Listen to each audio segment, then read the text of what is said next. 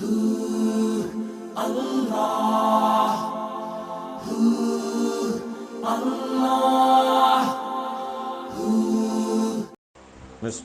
റഹ്മാനിർ റഹീം. നേരത്തെ ഒരു ചോദ്യം ചോദിച്ചിരുന്നു. സുന്നത്ത് കഴിക്കാത്ത കുട്ടിയെ ചുമന്നാൽ അല്ലെങ്കിൽ കുട്ടി മടിയിലൊക്കെ വന്നിരുന്നാൽ നിസ്കരിക്കുമ്പോൾ നിസ്കാരം ബാത്തിലാകുമോ എന്നായിരുന്നു ചോദ്യം. പൊതുവെ പണ്ഡിതന്മാർ പറഞ്ഞൊരു മസല ഞാനിവിടെ വായിക്കാം. ഫത്ഹുൽ മുഈനിൽ പറയുന്നു, വലാ തസ്സീഹു സ്വലാത്തു മൻ ഹമല മുസ്തജ്മിറൻ. കല്ലുകൊണ്ട് മനോരം ചെയ്യാം. കല്ലുകൊണ്ട് മനോരം ചെയ്ത ഒരു കുട്ടിയെയോ അല്ലെങ്കിൽ വലിയ ആളെയോ ഒരാൾ നിസ്കരിക്കുന്ന ആൾ ചുമന്നു, അയാൾ തോലുകേരി. അങ്ങനെ ചുമന്നാൽ കല്ലുകൊണ്ട് മനോരം ചെയ്താൽ സംഭവം നിസ്കാരക്ക ആ മനോഹരം ചെയ്ത ആളുടെ നിസ്കാരക്ക സ്വയാണ്. കാരണം അയാൾക്ക് തൽക്കാലം വൃത്തിയുണ്ട്, ശുദ്ധിയായി എന്ന് പറയാം. പക്ഷേ വെള്ളം കൊണ്ട് മനോഹരം ചെയ്താൽ വൃത്തിയൊന്നും ഉണ്ടാവില്ല. കല്ലുകൊണ്ട് മനോഹരം ചെയ്താൽ കല്ലുകൊണ്ട് മനോഹരം ചെയ്യൽ ജായിസാണ്, അനുവദനീയമാണ്. വെള്ളമുണ്ടെങ്കിൽ പോലും കല്ലുകൊണ്ട് മനോഹരം ചെയ്യാം. അയാളുടെ നിസ്കാരം സ്വയാണ്. പക്ഷേ അയാളെ ചുമന്ന ഒരാൾ അയാളെ ചുമന്നു, അല്ലെങ്കിൽ അയാൾ പോയി മടിയിലിരുന്നു, നിസ്കരിക്കുന്നവൻ്റെ മടിയിൽ പോയിരുന്നു. ആര്? കല്ലുകൊണ്ട് മനോഹരം ചെയ്ത് ഇരിക്കുന്ന ആൾ. അയാൾ കുട്ടിയാലും വലിയ ആളായാലും അങ്ങനെയുള്ള ആൾ നിസ്കരിക്കുന്ന ആ നിസ്കാരം സ്വയല്ല. അങ്ങനെ കല്ലുകൊണ്ട് മനോഹരം ചെയ്ത ആളെ ചുമന്നാൽ നിസ്കാരം സ്വയല്ല എന്ന് കാണാം. അപ്പോൾ ഹയവാനം ബി മംഫദി നജസ്, അല്ലെങ്കിൽ ഒരു ജീവനുള്ള ഒരു കിളിയോ പൂച്ചയോ എന്തെങ്കിലും ആയിക്കോട്ടെ, ജീവി. ആ ജീവിയുടെ ദ്വാരത്തിൽ നജസുണ്ട്. അങ്ങനെയുള്ള ജീവിയെ ചുമന്നു. കീശയിലിട്ട് പ്രാവിന് അതിൻ്റെ ദ്വാരത്തിൽ നജസുണ്ട്, അല്ലെങ്കിൽ പൂച്ചയെ.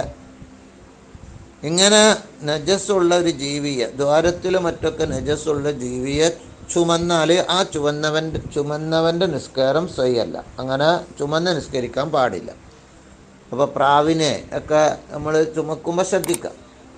ചില കുട്ടികളൊക്കെ പ്രാവിനൊക്കെ കീശയിലിട്ട് നിസ്കരിക്കുന്നുണ്ടെങ്കിലേ ഒക്കെ ശ്രദ്ധിക്കാം. അതിൻ്റെ ദ്വാരത്തിൽ നജസ് ഉണ്ടെങ്കിൽ സ്വയല്ല എന്നാണ് പറഞ്ഞത്. ഇനിയും കണ്ടോളൂ നിങ്ങൾ. ആ മുദക്കൻ ഹുസില മസ്ബഹു ദൂന ജൗഫി. ഒരു ജീവിയെ അറുത്തു, കോഴിയെ അറുത്തു. അറുത്ത കോഴിയെ ചുമന്നുകൊണ്ട് നിസ്കരിച്ചു. അറുത്തിട്ട് അതിൻ്റെ കഴുത്തൊക്കെ കഴുകിയെന്ന് തന്നെ കൂട്ടിക്കോ. അറുത്ത കോഴിയുടെ അല്ലെങ്കിൽ എന്തെങ്കിലും പക്ഷിയുടെ കിളികളൊക്കെ നമ്മൾ തിന്നാൻ പറ്റുന്ന കിളികളൊക്കെ ഉണ്ടാവില്ല, അതിനൊക്കെ അറുത്തിട്ട് അറുത്ത ആ ജീവിയെ ചുമന്നു. അതിൻ്റെ ഉള്ളിലുള്ള കാട്ടം വൃത്തിയാക്കിയിട്ടില്ല. അതിൻ്റെ കഴുത്ത് അറുത്ത സ്ഥലം വൃത്തിയാക്കിയിട്ടുണ്ടെങ്കിൽ പോലും ഉള്ളിലുള്ള കാട്ടം, അപ്പോൾ അത് അറുക്കപ്പെട്ട ജീവിയാണ്. ഉള്ളിലുള്ള കാട്ടം വൃത്തിയാക്കാത്ത കാലത്തോളം അതിനെ ചുമന്ന് നിസ്കരിച്ചാൽ നിസ്കാരം സഹീഹല്ല. ചുരുക്കി പറഞ്ഞ് നജസ്സുള്ള ഇങ്ങനെയുള്ള ജീവജാലങ്ങളെ ചുമന്ന നിസ്കാരം സഹിയല്ല. ഇനി നിങ്ങൾ മറ്റൊരു രീതി നോക്കൂ. മയ്യത്തും ത്വാഹിറൻ, ശുദ്ധിയുള്ള മയ്യത്തിനെ ചുമന്നു. കാദമിയൻ മനുഷ്യനെ ചുമന്നു, മത്സ്യം ചുമന്നു. ശുദ്ധിയുള്ള മയ്യത്താണല്ല, ചത്ത മത്സ്യം ചുമന്നു. മീന് നമ്മളെ കീസിയിലിട്ട് നിസ്കരിച്ചു, ഒരു മത്തി, അയില അല്ലെങ്കിൽ എന്തെങ്കിലും. അല്ലെങ്കിൽ മനുഷ്യനെ ചുമന്നുകൊണ്ട് നിസ്കരിച്ചു, മയ്യത്തായി മരിച്ചുപോയ മനുഷ്യനെ.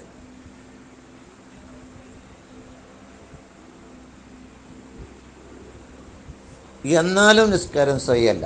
കാരണം മരിച്ച മയ്യത്തിനെ ചുമന്ന് ഇന്നാൾ ആ ചുമന്ന ഇരിക്കുന്ന സമയത്ത് നിസ്കരിച്ചാലും, അല്ലെങ്കിൽ ഒരു മീന് പോലത്തെ ശുദ്ധിയുള്ള, ചത്താലും ശുദ്ധിയുള്ള സാധനം, മീന് ചത്താലും ശുദ്ധിയാണ്, അത് അതിൻ്റെ ഉള്ളൊന്നും കഴുകാതെ ചത്ത സാധനം മീന് പോലത്തത് ചുമന്ന് നിസ്കരിച്ചാൽ അപ്പം നജസ് അതിൻ്റെ ഉള്ളിലുണ്ട് എന്നർത്ഥം. ഇനി അപ്പം നിസ്കാരം സ്വയല്ല ചുമന്നവൻ്റെ. ഇനി നിങ്ങൾ നോക്കൂ, കെട്ടമുട്ട കെട്ടമുട്ട, വിരിയാത്ത മുട്ട, അപ്പോൾ അതിൻ്റെ ഉള്ളിൽ രക്തം ഉണ്ടാവും. ആ മുട്ട കീസിയിലിട്ട് നിസ്കരിച്ചു, അവൻ്റെ നിസ്കാരവും സഹിയല്ല. ഇനി നിങ്ങൾ നോക്കൂ, നജസ്സിനോട് ചേർന്ന് നിൽക്കുന്ന ഒരു കയറ്, അതിൻ്റെ മറ്റേ തല നജസ്സിലാണുള്ളത്.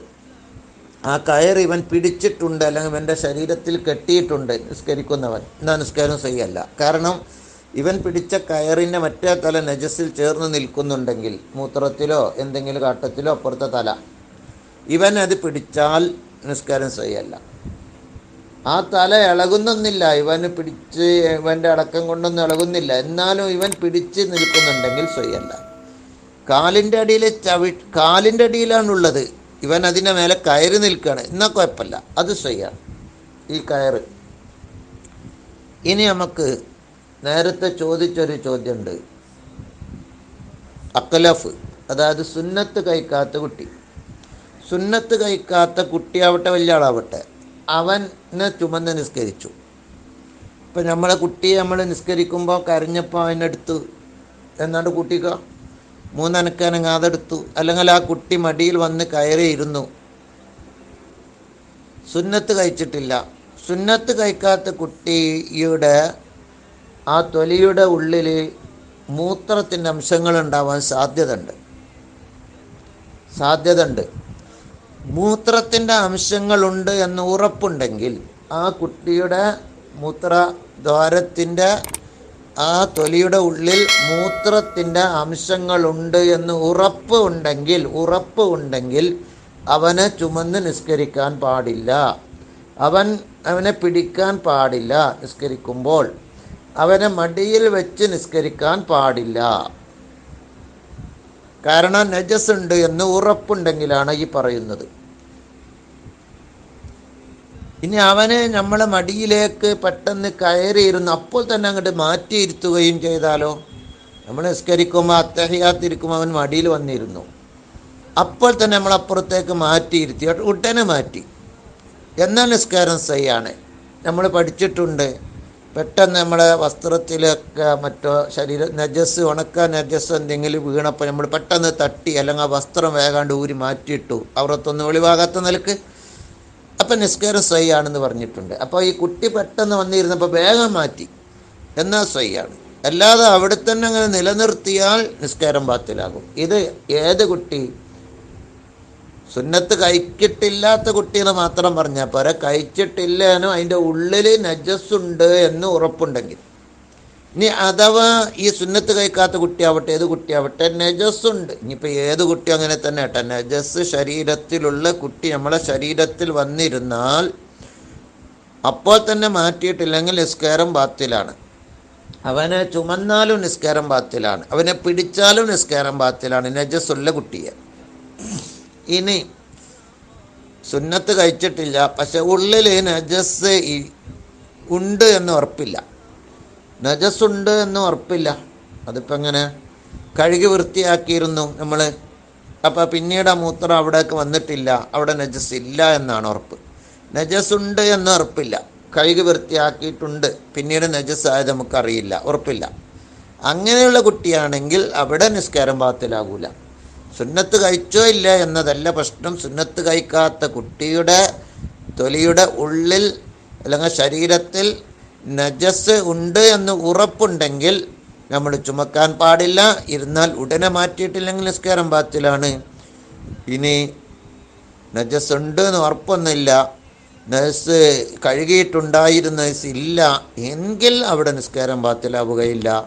ഇതാണ് അതിൻ്റെ മസ്അല എന്ന് മനസ്സിലാക്കുക. അപ്പം നമ്മൾ കുറേ മസ്അല പഠിച്ചു. അല്ലാഹു തആല കാര്യങ്ങൾ മനസ്സിലാക്കി പ്രവർത്തിക്കാൻ തൗഫീഖ് നൽകട്ടെ. അസ്സലാമു അലൈക്കും വറഹ്മത്തുള്ളാഹി.